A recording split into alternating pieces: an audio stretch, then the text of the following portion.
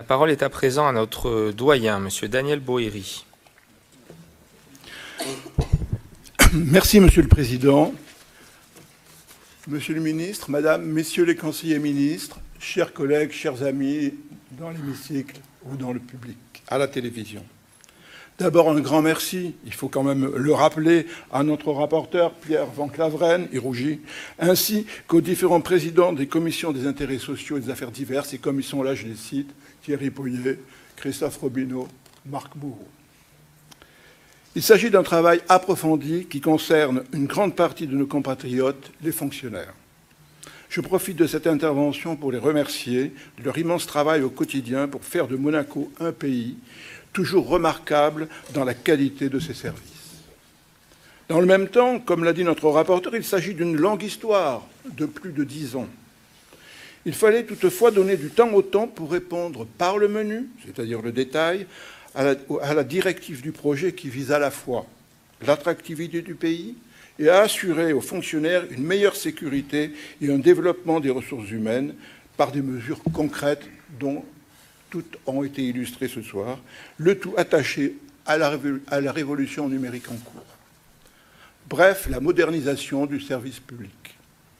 Ce n'est pas rien, d'autant que les démarches entreprises pour y parvenir permettaient déjà une avancée par la méthode avec les groupes de réflexion, même si on a pu penser parfois les juger longues. Notre rapporteur a excellemment indiqué les résultats dans leurs détails. Monsieur le ministre aussi, je n'y reviens pas. Ce projet de loi a une grande ampleur. D'une part, il donne clairement la priorité aux Monégasques, et d'autre part, il sécurise et protège les revenus des fonctionnaires.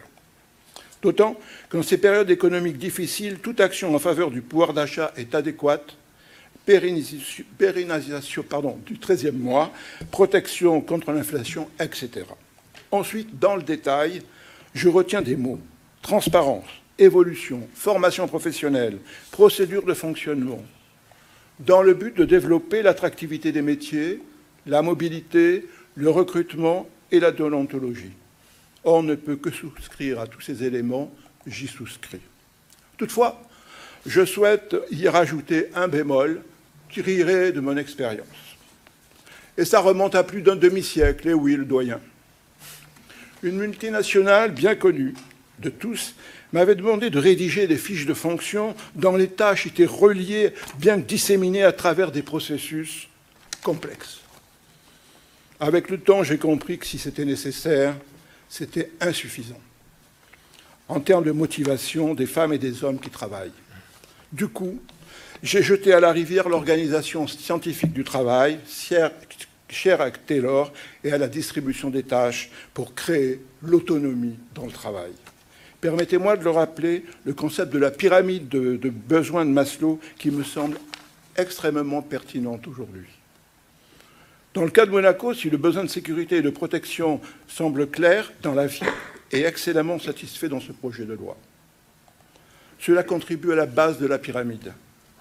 D'autant que partout, lorsque la base n'existe pas, il est très difficile de gravir la pyramide. Toutefois, je n'ai pas trouvé dans les ingrédients qualitatifs qui donnent envie et qui motivent. Quid de la reconnaissance dans le travail? Quid de l'accomplissement personnel dans le travail? Où en est l'autonomie de chacun et de chacune? Le télétravail est déjà une avancée. Le mot est là, évaluation.